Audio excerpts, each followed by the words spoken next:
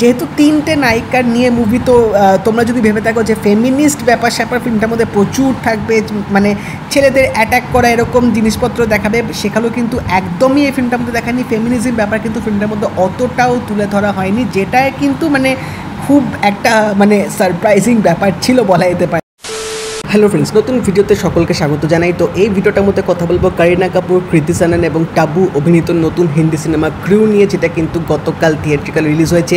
এবং এই মুভিটার মধ্যে কিন্তু রাজেশ শর্মা, শাশ্বত চ্যাটার্জি, দিলজিৎ দোসাঞ্জ, কপিল শর্মা এবং আরও অনেকে। তো এই ক্রিউ মুভিটা কীরকম হলো সেটা নিয়ে তোমাদের সাথে কথা বলবো। তো ভিডিওটা কিন্তু অবশ্যই শেষ অবধি দেখবে। বাট তার আগে তোমরা যদি চ্যানেল নতুন হয়ে থাকো, চ্যানেলটা অবশ্যই সাবস্ক্রাইব করে দেবে, যাতে এরকম রিভিউ, রিয়াকশনস, অনেক রকম আপডেটস তোমরা চ্যানেলটার মধ্যে পেয়ে থাকবে। এবং নোটিফিকেশন বেলটা কিন্তু অল করে দিও, যাতে প্রত্যেকটা ভিডিও আসলে তোমরা নোটিফিকেশন পেয়ে যাবে। তিনটে নায়িকার নিয়ে মুভি, তো তোমরা যদি ভেবে থাকো যে ফেমিনিস্ট ব্যাপার স্যাপার ফিল্মটার মধ্যে প্রচুর থাকবে, মানে ছেলেদের অ্যাটাক করা এরকম জিনিসপত্র দেখাবে, সেখানেও কিন্তু একদমই এই ফিল্মটার মধ্যে দেখায়নি। ফেমিনিজম ব্যাপার কিন্তু ফিল্মটার মধ্যে অতটাও তুলে ধরা হয়নি, যেটা কিন্তু মানে খুব একটা মানে সারপ্রাইজিং ব্যাপার ছিল বলা যেতে পারে। তো ক্রিউয়ের ট্রেলার টিজার দেখার পর থেকেই কিন্তু মানে এই ফিল্মটার ব্যাপারে একটা আলাদা রকম আইডিয়া, একটা আলাদা রকম ধারণা তৈরি হচ্ছিলো যে এটা হয়তো ফুল অফ একটা উইমেন সেন্ট্রিক মুভি হবে, যেখানে হয়তো ভরপুর আমরা মানে ওই সর্ট অফ অ্যাডাল্ট জোকস এরকম টাইপ দেখতে পাবো। এবং মানে আমরা যেরকম অ্যাডাল্ট কমেডি মুভিগুলো যেরকম দেখে থাকি, সেরকমই ধরনের একটা ছোঁয়া হয়তো এই ফিল্মটার মধ্যে দেখতে পাবো। বাট না, এই ফিল্মটার মধ্যে যে জিনিসগুলো দেখানো হয়েছে সেগুলো কিন্তু আমরা অতটাও ট্রেলার টিজার দেখার সময় কিন্তু ভাবিনি। এবং সচরাচর আমরা হাইস্ট মুভি বলতে যা বুঝি যে ছেলেরা সচরাচর মানে ওই হাইস্ট মুভিগুলোতে তারা চুরি করে, বা একটা কোনো গ্রুপ থাকলে সেখানে একটা ছেলে লিডার হয়, সে পুরো দলকে পরিচালনা করে। কিন্তু আমরা কিন্তু এর আগে কখনো মেয়েদেরকে কিন্তু এরকম হাইস্ট করতে কিন্তু দেখিনি, স্পেশালি বলিউড ফিল্মে। বাট এই ক্রিউ মুভিতে কিন্তু সেই জিনিসটাকে তুলে ধরা হয়েছে, যেটা গল্পের সাথে সাথে কিন্তু তোমরা আরও পরে বুঝতে পারবে যখন এই পার্টটা আসবে। তো এখানে গল্পটা যদি একটু করে বলে দিই, আমরা দেখতে পাবো যে এখানে তিনটে এয়ার হোস্টেসের লাইফকে দেখানো হয়েছে। সেই তিনজন হচ্ছে টাবু, করিনা কাপুর এবং হচ্ছে কৃতি সানন। তো তিনজনের প্রফেশনাল লাইফ ছাড়াও কিন্তু তাদের পার্সোনাল লাইফেও কিন্তু অনেক রকম ইস্যুস চলছে। তারা তাদের মানে পার্সোনাল ক্রাইসিসের ওগুলো কাটিয়ে তারা প্রফেশনাল জবটাকে ঠিক রাখার চেষ্টা করছে। এবং তাদের তিনজনে কিন্তু এক এক রকম স্বপ্ন ছিল, বাট সেই স্বপ্নগুলো ফুলফিল না হওয়ার জন্য কিন্তু তারা আলটিমেটলি এই এয়ার হোস্টেসের জবটা বেছে নেন। এবং এই ফিল্মের শুরুতে আমরা দেখতে পাবো যে তাদেরকে এখানে একটা মানে এয়ারপোর্টে পুলিশরা তাকে ধরপাকড় করেছে। কেন? কারণ পুলিশদের কাছে একটা ইনফরমেশান এসছে যে ওই ফ্লাইটের মধ্যে কিছু হয়তো সোনা কালোবাজারি ওয়েতে পাচার হচ্ছে, এবং ওই ফ্লাইটের যে মানে পাইলট থাকবে তার আকস্মিক মৃত্যু হবে। তো এবার এটা মার্ডার না এটা সুইসাইড, বা এটা কী হয়েছে, এবং এই যে এত যে সোনা কালোবাজারি যে পাচারটা হচ্ছে, এটা পুলিশদের কাছে কীভাবে খবর এলো, এবং এই পুলিশরা এই তিনটে এয়ার হোস্টেসের ওপর কেন তাদের সন্দেহটা হচ্ছে, এবং এই সন্দেহটা কি সত্যি ঠিক না ভুল, তারা কি এর সাথে জড়িত আছে কি না, এই সব কিছু জানতে গেলে কিন্তু তোমাদের এই ক্রিউ মুভিটা থিয়েটারে গিয়ে দেখতে হবে। তো এই ফিল্মটা দেখার সময় তোমাদের মাথায় একটা জিনিস কিন্তু আসবেই, যেটা আমার মাথাতেও এসছে, স্পেশালি নামগুলো শুনে। সেটা হচ্ছে মানে এখানে মালিয়ার এখানে একটা গল্প দেখানো হয়েছে যে তার একটা এয়ারলাইন আছে, বিজনেস আছে, যেটার নাম হচ্ছে কোহিনুর।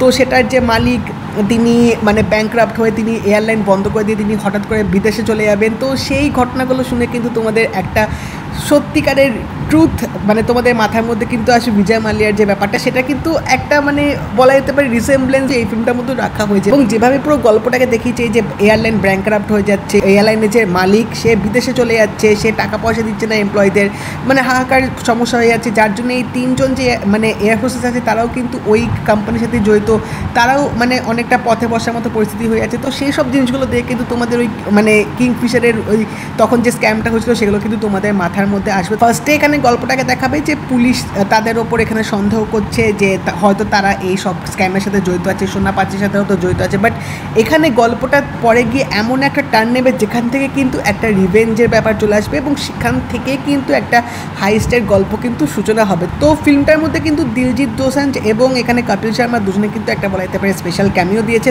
যদিও বা এখানে দিলজিতের যে রোলটা, তার রোলটা একটু বেশি এখানে দেখানো হয়েছে, তার ক্যারেক্টারটা একটা ইম্পর্টেন্ট রোল আছে। কপিল শর্মাকে হয়তো আর একটু ভালোভাবে ইউটিলাইজ করতে পারতো, বাট তার ক্যারেক্টারটা হয়তো সেভাবে এখানে ইউটিলাইজ করা হয়নি।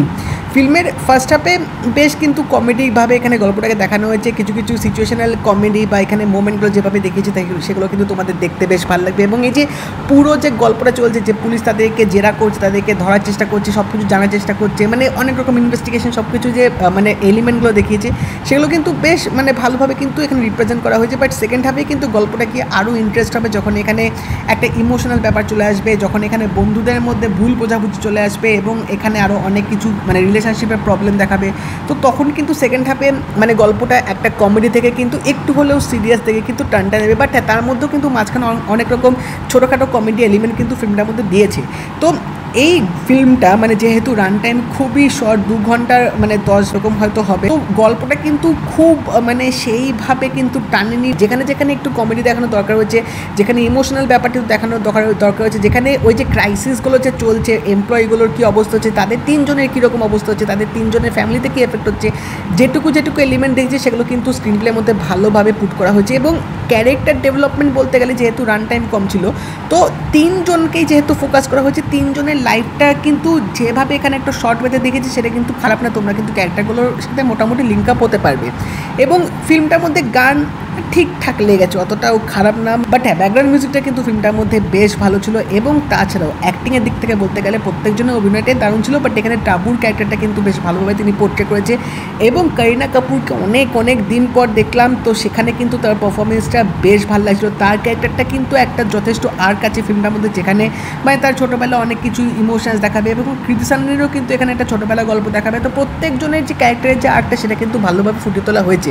বাট এই 3 জনের যে বন্ডিংটা, 3 জনের যে ক্যামেরাটি ব্যাপারটা, সেটা কিন্তু তোমরা ফিল্মের রীতিমতো তাড়িয়ে উপভোগ করবে, এটুকু কিন্তু নিঃসন্দেহে বলা যেতে পারে। মানে 3 জন যেভাবে পুরো প্ল্যানগুলো করবে, 3 জন যেভাবে একে অপরের মানে সাপোর্ট হয়ে দাঁড়াচ্ছে বা একে অপরকে সাহায্য করছে, বা পুরো কাজগুলো 3 জনে যেভাবে এক্সিকিউট করছে, মানে ওই যে মানে বন্ডিংটা, সেই ফ্রেন্ডশিপটা কিন্তু তাদের মানে ফিল্মটার মধ্যে দেখলে বেশ অনেকটা কিন্তু রিয়েলিস্টিক এরকম তোমাদের মনে হবে। এবং 3 জনকে জাস্ট এক করতে অসাধারণ লেগেছে। মানে এই 3টে মেয়ে যেভাবে ঘোল খাওয়াবে, যেভাবে এখানে তারা রিভেঞ্জটা নেবে এবং যেভাবে তারা প্ল্যানটা করবে, মানে গার্লস পাওয়ার কিন্তু এই জিনিসটা ফিল্মটার মধ্যে পুরোপুরিভাবে ফুটিয়ে তুলেছে। এবং এখানে শাশ্বত চ্যাটার্জিরও একটা রোল আছে, বেশ একটা ইম্পর্টেন্ট টাইপের রোল আছে। বাট এখানে যে টুইস্টটা দিয়েছিল না, সেই টুইস্টটা কিন্তু আমি একদমই প্রস্তুত ছিলাম না। মানে আমি একটা আলাদা রকম মানে জিনিস ভেবে নিয়েছিলাম যে হয়তো এরকম হতে পারে, বাট না, যখন এখানে টুইস্টটা আসলো আই ওয়াজ জাস্ট মাইন্ড ফাক। ওটা কিন্তু জাস্ট আনএক্সপেক্টেড ছিল। এবং লুক অ্যান্ড ফিল বলতে গেলে বা এখানে যে ক্যামেরার কাজ সেগুলো কিন্তু অতটাও খারাপ ছিল না। বাট হ্যাঁ, ফুল অফ কমেডি, একদম ফান রাইড বলা যেতে পারে। একদম 2 ঘন্টা তোমরা কিন্তু সিটে বসে পুরোপুরি এনজয় করবে, যেটার জন্যেই কিন্তু এই ফিল্মটা একটা মেন ইউএসপি। এবং 3 জনের অভিনয় জাস্ট কিন্তু দেখার মতো ছিল। এটুকু বলবো, ক্রিউ মুভিটা যদি তোমরা দেখে না থাকো দেখতে পারো, ওয়ান টাইম ওয়াচই বলবো। তো তোমরা যদি ক্রিউ মুভিটা দেখে থাকো আমাকে জানিও তোমাদের কেমন লাগলো। এবং যদি এই ভিডিওটা ভালো লেগে থাকে লাইক করে দিও, শেয়ার করে দিও, চ্যানেলটা কিন্তু অবশ্যই সাবস্ক্রাইব করে দেবে, নোটিফিকেশন বেলটা কিন্তু অল করে দিও। তো দেখা হবে পরের ভিডিওতে, বাই।